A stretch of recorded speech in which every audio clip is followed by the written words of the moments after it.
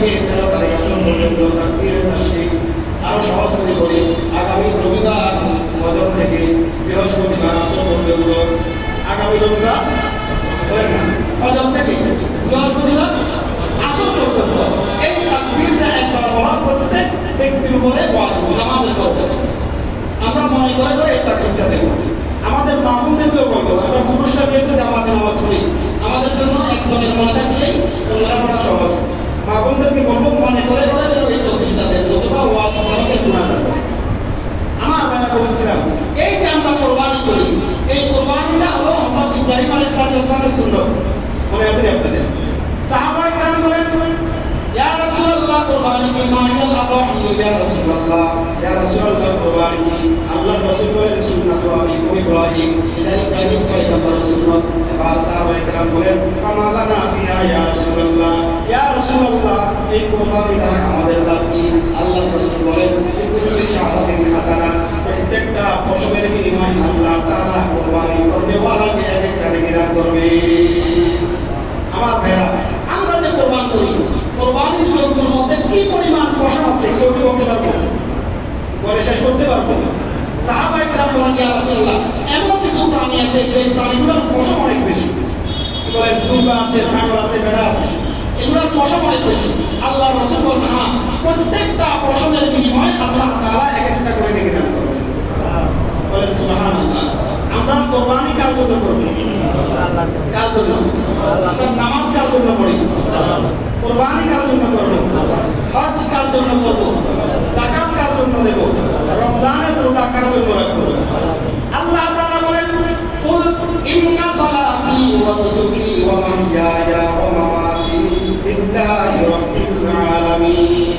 হে আমার বন্ধু, আপনি বলে দেন, আমার নামাজ, ইন্না সালাতি আমার নামাজ, ওয়া নুসুকি আমার কুরবানি, ওয়া মাহইয়ায়া আমার জীবিত থাকা, ওয়া মামাতি আমার মৃত্যুবরণ করা, লিল্লাহি রাব্বিল আলামিন, সবগুলা আমার প্রতিপালক আল্লাহর জন্য।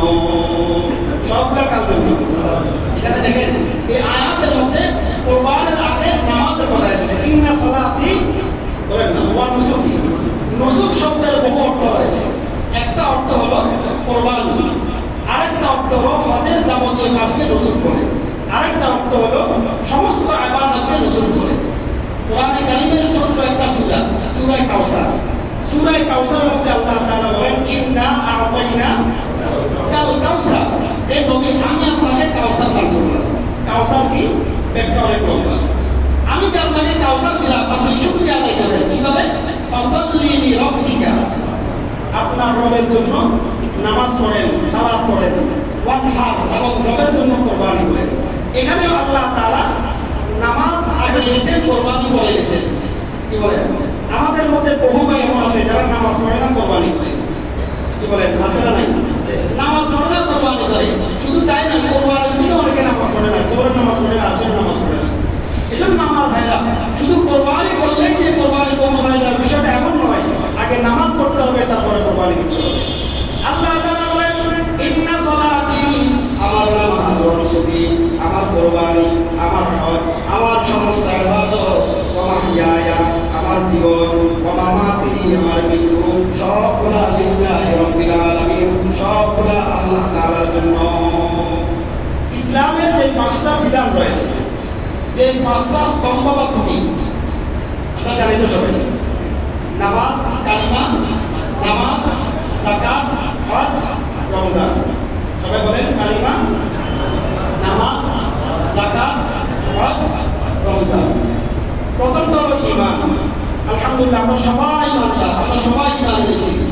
আশহাদু আল্লা ইলাহা ইল্লাল্লাহ ওয়া আশহাদু আন্না মুহাম্মাদান আবদুহু ওয়া রাসূলুহু। আমানতু বিল্লাহি ওয়া মালাইকাতিহি ওয়া কুতুবিহি ওয়া রুসুলিহি ওয়াল ইয়াউমিল আখির ওয়াল কদরি খাইরিহি ওয়া শাররিহি মিনাল্লাহি তাআলা ওয়াল বা'সি বা'দাল মাউত।